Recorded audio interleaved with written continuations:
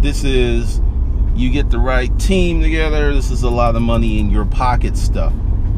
Now, how do you hire your first employee? We're going to talk about that and a lot more in this video. Everyone seems to have a problem with hiring. How to do it, who should I hire, who should. All right, so we're going to start with employees first. And this isn't some Bernie Sanders rah-rah stuff. But it's, you know, since it's incumbent upon organic capital, it's going to top out pretty quick. But the deal is, what I'm trying to teach you is, if you do that, you can build something that will provide you living income faster while you work on your online dreams.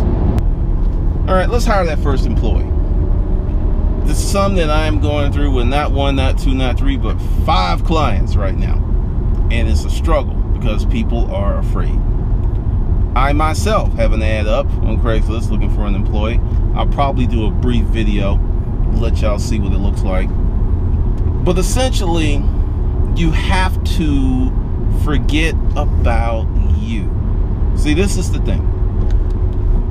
When you're motivated by pain, when you're motivated by hustle, when you're motivated by being broke, that's a lot of energy, and it can get you far. You can build a 6-figure, $1 million company with that energy. But you're not going to maintain it or keep it with that same mindset. You're going to have to go from igniter to manager, and that's a hard journey, and most people won't make it. You'll have to hire somebody, which is cool. You own the asset. Don't worry about it. But you have to think of the employee first, and this is why. Your employees are the bridge between you and your customers. Now, I have one really good employee who is a bridge to me in a certain segment of customers, not everybody. She does a good job. Now I am looking for not 1, not 2, but 3 more people to do something similar. Now, I'm going to take you through my hiring process on the surface here on YouTube.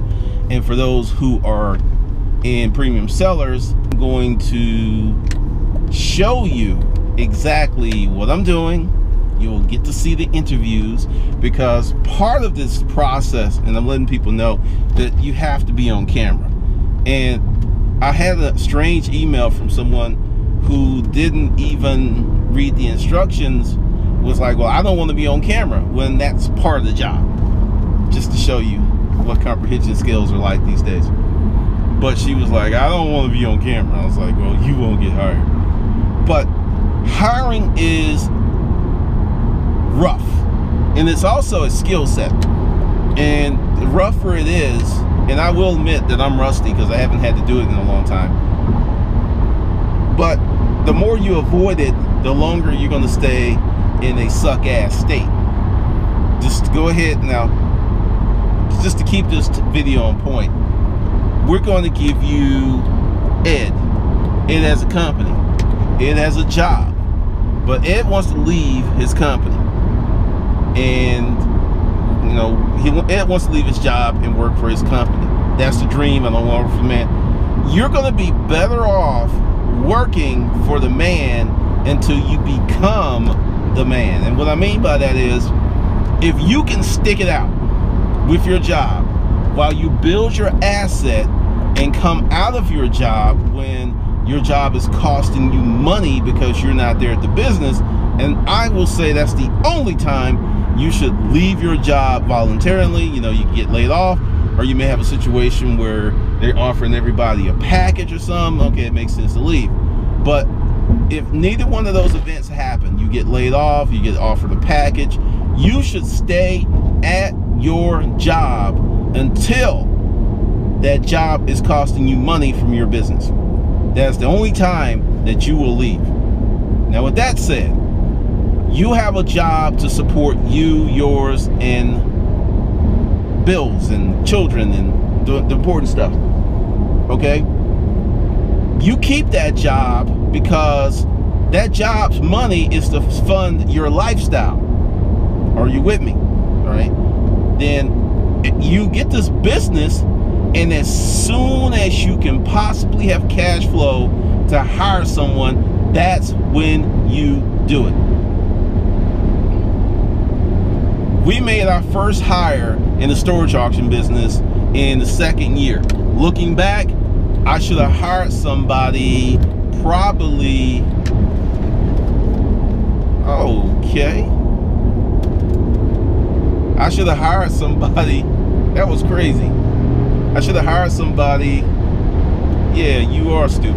I should have hired somebody the second month or the third month. But see, once again, I was a little shell-shocked. But hiring somebody,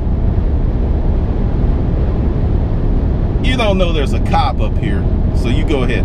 Hiring somebody is really important and a big part of scaling up your business, of building something durable. Now, this is scary because you want to leave your job, Ed. You want to get out, but you're being very short-sighted. Now, going back to the second year, we hired people, we got folks on. It immediately lightened up the load, and we were able to make more money because we were able to leverage time, because instead of 2 people doing tasks, there was 3 up to 12 people doing tasks. Employees buy you more time that you cannot buy any other way. Well, maybe automation. Automation is like a digital employee or a mechanical employee. Same thing. But you want to get in the habit of leveraging your time as soon as possible. This is what happens to a lot of solopreneurs. They don't hire anyone, they don't want to go through it. They build their business and they get stuck. They become trapped in this job that they created for themselves. They have customers who want them to only do their business. They can't take a vacation, or the minute that they stop working, the money stops. They're building traps, and it looks good and it feels good because there's a level of emancipation. But as we are going through this business, or should I say this job creation, this one job creation, it can lead to burnout, disillusionment, being disenfranchised, just a lot of bad things. Now, you gotta hire someone. So your first thing, I don't care if it's you make jewelry on the side or you make cupcakes, the sooner that you hire someone and learn how to hire and learn how to teach SOPs and protocols, the stronger and more powerful your business will be. As long as you keep doing it, and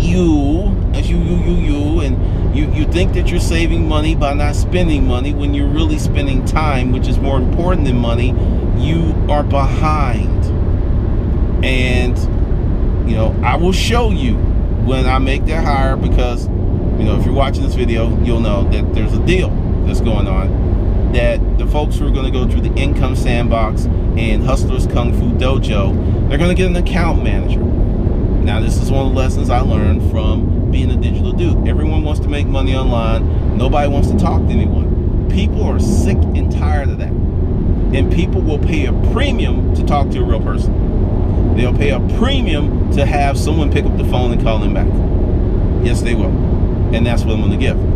But that's going to be the reason that I'm hiring, because I already know where the pain points are. I already know where the stop gaps are. I already know what will make a greater customer user experience for my products and services. And that's why I have to hire now, because I'll tell you, I wasn't ever going to get back to this position because I was in a different spot.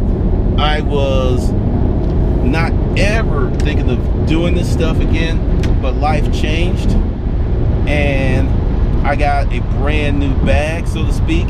So I decided to get back into it and to make it happen and to build an agency.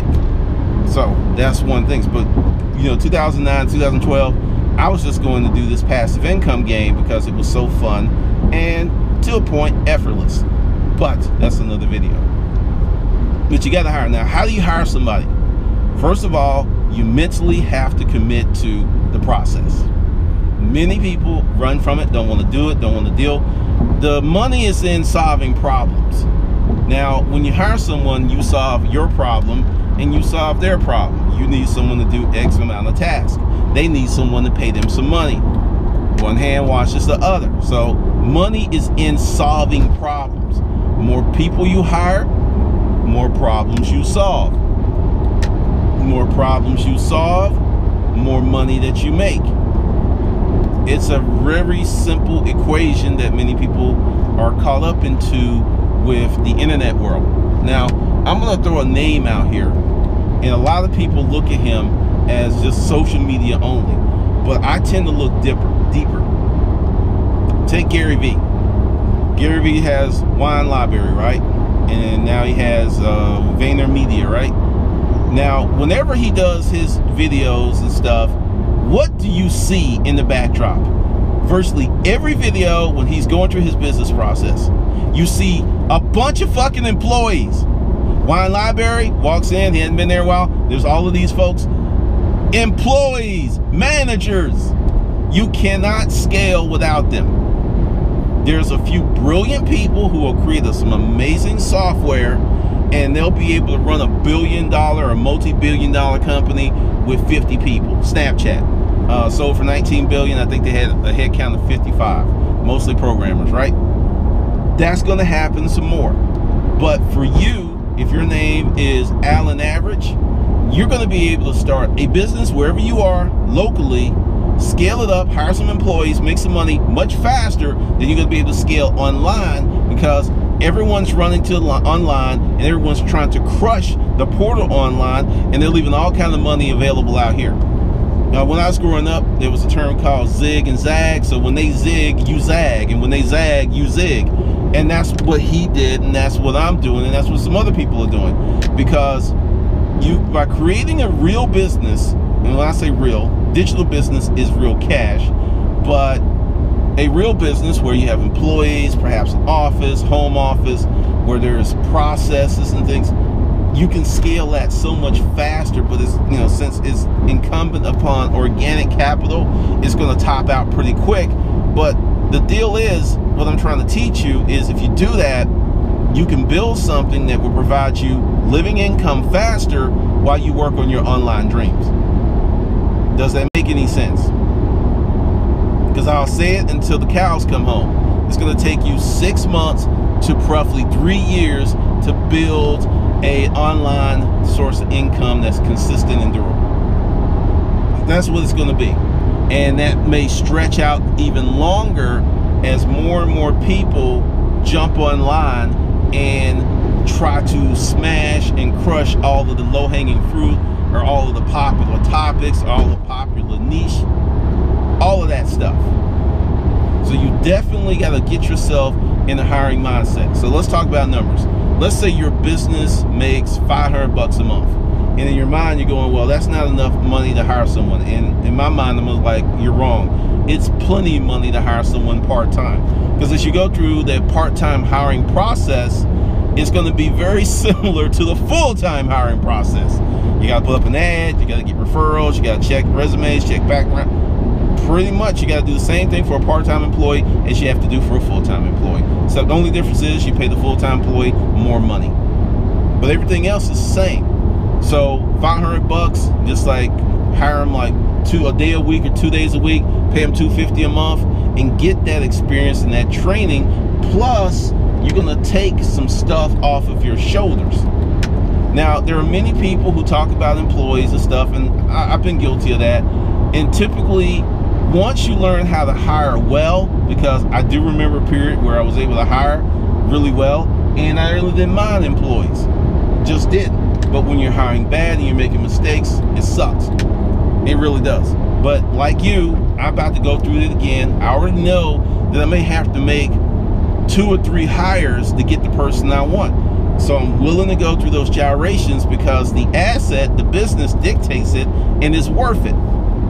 Even if it's a $500 a month business, it is still worth you hiring someone to train yourself, not to become the me copa.